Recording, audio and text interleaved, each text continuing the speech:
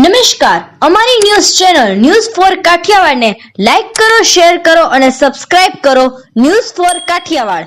નમસ્કાર.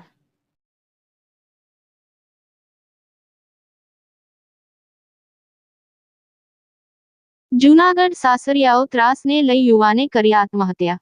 પોતાની પત્ની રીસામણે હોય યુવાનના સાસરિયાઓએ સમાધાન માટે 10 લાખની કરી માંગણી. મૃતક યુવાન સમાધાન માટે સાસરે જતા યુવકની પત્ની તેના સસરા અને તેની ભાભીએ યુવકને ઢોર માર મારી જાનથી મારી નાખવાની ધમકી આપી. યુવાનને લાગી આવતા એસિડ પી લેતા સારવાર દરમિયાન મોત. નિલેશ દાફડા નામના યુવાને કરી આત્મહત્યા. યુવક પાસેથી સ્યુસાઇડ નોટ મળી આવી. મૃતક યુવાનના પિતાએ મૃતકના પત્ની જિજ્ઞાસા તેના સસરા કાનાભાઈ રાવલિયા અને જિજ્ઞાસાની ભાભી વિરુદ્ધ નોંધાવી ફરિયાદ. કેશોદ પોલીસે તપાસ હાથ ધરી.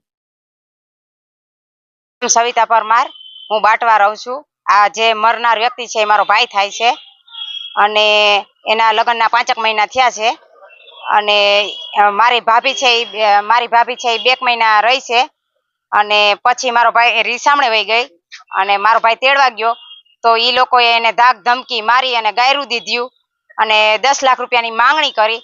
પછી મારો ભાઈ ઘરે આવતો રહ્યો એટલે મનમાં મૂંઝાયા કરતો હતો. તે પછી અમને કોઈને કઈ જાણ ન કરી અને એની ભાભી એના ફોનમાં કોન્ટેક્ટમાં એ ચાલુ હતો અને આની જે જિજ્ઞાસા રાવલિયા છે એને બ્લોકમાં નાખી દીધો હતો મારા ભાઈને. એટલે અવારનવાર મારો ભાઈ જિજ્ઞાસા રાવલિયાના કાજલ રાવલિયાના ફોનમાં ફોન કરતો હતો કે જિજ્ઞાસા સાથે મને વાત કરાવો. એટલે એની હારે વાત નહોતી થતી. મારો ભાઈ એને બહુ પ્રેમ કરતો હતો, એની હારે વાત નહોતી થતી. એ પછી મારા ભાઈએ સુસાઇડ નોટ લખી અને એસિડ પી લીધું. હાલ તમે ક્યાં છો અને શું તમારી માંગણી છે? હું અત્યારે મારા પપ્પાને ઘરે અગતરાઈ છું અને અમારે અટાણે હું પોલીસ સ્ટેશનમાં છું. મારે અત્યારે ન્યાય જોઈએ છે કે મારા ભાઈને જેમ માર્યો એમ કોઈના દીકરા મળે નહીં. અમે 6 બહેનું છે, અમારો એકનો એક ભાઈ હતો. કાલે તો રક્ષાબંધન છે, કાલે રક્ષાબંધન આવે તો અમે શું કરીએ? અમને ન્યાય આપો. મારું નામ અનિતાબેન છે. હું મેખડી સાસરે છું. મારા ભાઈનું આવું થયું એટલે મારી બેનનો ફોન આવ્યો એટલે અમે તરત કેશોદ અહીંયા દવાખાનામાં આવ્યા, રઘુવંશીમાં. ત્યાં આવ્યા તો મારો ભાઈ તડપતો હતો, દવા પીલી હતી એસિડ. એટલે બેન મને બસાવો અને એનું આ બધાના નામ લેતો હતો કે આ લોકો મને મજબૂર કર્યો અને મારે આ બધું કરવું પડ્યું. એના સસરાના, એના સારાના, એની ઘરવાળીના, એની ભાઈની વહુ છે, એની ભાભીના, કાજલના. આવું કરવાનું કારણ એની ઘરવાળી રીસામણે હતી એટલે. અને 10 લાખ રૂપિયા મારા ભાઈ પાસે માંગ્યો.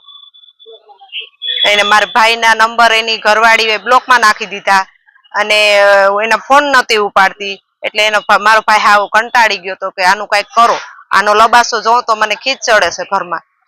એનું ઘરમાં બધો લબાસો પડ્યો. આનાનો જવાબ આપો મને કે. એને જવાબ જ ના આપ્યો. વસારે માણસ છે એ કહે છે કે હું તમને જવાબ દે પણ એ કે જવાબ જ દેવા કઈ ન આવ્યો. એ હા હું પૂછી દે એમ જ કેતો હતો. એ વેસલું માણા જેને કરાવ્યું ને એ. આ બાબતે અમે ફરિયાદ કરી છે અને અમારા ભાઈ માટે અમારે ન્યાય જોઈએ છે. અને અમે 6 બહેનું છે ને અમે એક જ ભાઈ હતો ને અમારે અત્યારે એક જ બાપો રહ્યા અમારી પાસે. કરમાણભાઈ છે, કરમાણ મંજી, ગામ અગતરાય, દાફડા. આ મારા છોકરાએ ત્રાસ આપતા આ રીતે બધું બનાવ બની ગયો છે. એ રીતે વિચાર થઈ ગયો. તો કઈક કરવી છે પણ જીભાની સાહેબ પાસેથી બધું લઈ ગયા છે દવાખાનેથી. એ બધું લખેલ છે. છોકરો ખીચામાં સીટી રાખીને લખી ગયો છે. એ બધું છે પુરાવો. ફોનમાં એનો પુરાવો બોલે છે. છોકરી એસિડ પી ગયો અને મૃત્યુ પામી ગયો.